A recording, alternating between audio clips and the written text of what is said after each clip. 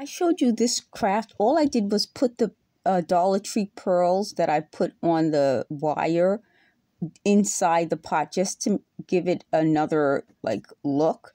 You could also put a hole in the can and use pearls as a little handle. So you could make it so that this is like a little handle. Use your dollar flowers, your painted can, and then make a little handle. You don't even have to put it on like jewelry wire. You could just put it on dental floss or a string and then use it as a little handle so that it could, let's see if I can do this, it could be picked up by this. So that's just another idea. Okay, so let me talk to you about the gang stocking. I'm going to also show you another idea.